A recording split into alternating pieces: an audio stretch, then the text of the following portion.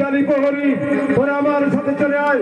আজ আমি নিজেই যাবো বাসর পরিদর্শন করতে, দেখি বিনয় কর্মকার সাঁওতালি পর্বতে কেমন বাসর নির্মাণ করেছে। বাসর পরিদর্শন করার আগে আজ আমার মৌন তুমি সাহায্য কিসের কারণে? কেন কেন আমি সোজা হয়ে দাঁড়াতে পারছি না? কেন মাথা আমার মান করে হচ্ছে?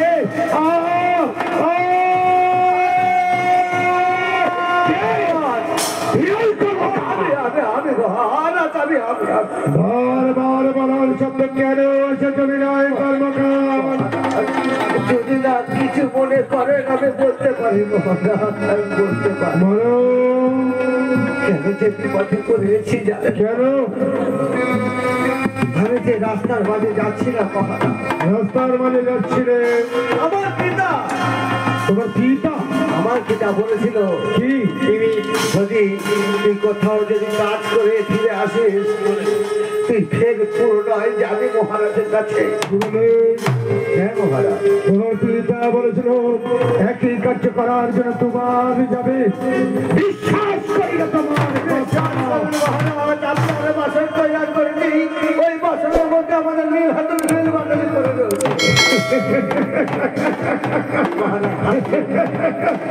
শোনো বিনয় কর্মকার, যদি কোনো অর্থের প্রয়োজন হয় আমি তোমাকে আরো কিছু অর্থ প্রদান করবো। ওই বছরের মধ্যে তোমাকে আমি কিছুতেই যেতে দেবো না। বেরিয়ে যাও। আজ আমার রক্ত দরকার নাই, আমার শুধু চাবি ফেলা দরকার মহারাজ। যদি নয় আমি যদি কোরআন না যদি দিবানি মহারাজ, আপনি আমার কাছে আমার যা শাস্তি দেবেন আমি দেবো মহারাজ। বিনয় কর্মকার, সারা বিশ্বের মানবিকার বিনয় কর্মকার কারোর সঙ্গে বিশ্বাসঘাতকতা করে না। তুমি যদি আমার সঙ্গে বিশ্বাসঘাতকতা করো তাহলে তার ফল হবে বিশ্বাস করে বাসনের চাবি তুলে দিয়ে গেলাম। সত্যি যদি তোমাদের যন্ত্রপাতি হারিয়ে যায় তারই প্রহরীর হাতে যন্ত্রপাতিটা দেখিয়ে দিয়ে যাবে, সেই সঙ্গে এই চাবি খানা দিয়ে যাবে। গীতা হচ্ছে মনে থাকে, মনে থাকবে মহারাজ, মনে থাকবে, কিন্তু আপনিও চিন্তা করে থাকবেন মহারাজ। আমরা কি করতে যাচ্ছি সেই মায়ের চোখে করেছিলাম। যদি না করি আমাদের পিতা পুত্রে আমাদের কাছ থেকে একেবারে দূরে সরিয়ে দিয়ে যাবে। না, এই হতে পারে না। শর্মা, তুমি এখানে দাঁড়িয়ে থাকো বাবা, আমি এই বাসের মাঝে ঢুকছি বাবা। কেউ আসলে একবার হাত তালি দিয়ে বলবে বাবা লোকজন আসছে, জয় মা জয় মা।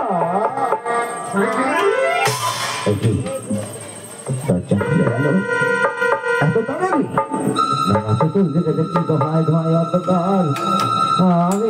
আমি চতুর্দিকে দেখছি, কিছু দেখতে পাচ্ছি না। কেন দাদা বাবু, তুমি যে বলেছিলে আমি তুমি পাবো, কেন পাচ্ছি না?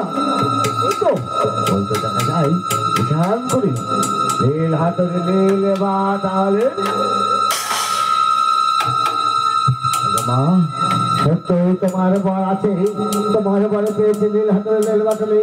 এই ধ্যান করে আমি চিন্তা করে যাবো। জয় মা মনসা, জয় মা বিশ্বহী, জয় মা পদ্মা দেবী, জয় মা মনসা।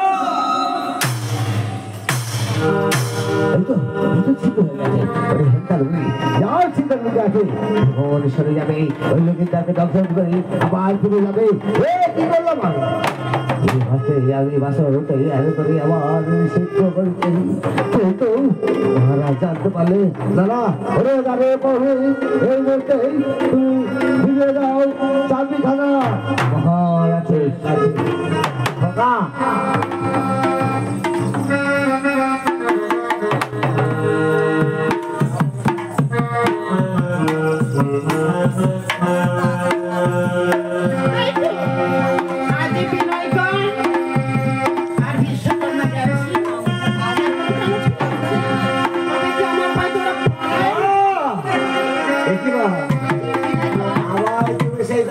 সেই একই পথে আজ তোমাদের জন্য আমি আজও দাঁড়িয়ে আছি বাবা। আমিও তোমার জন্য অপেক্ষা করে আছি। আজ আমার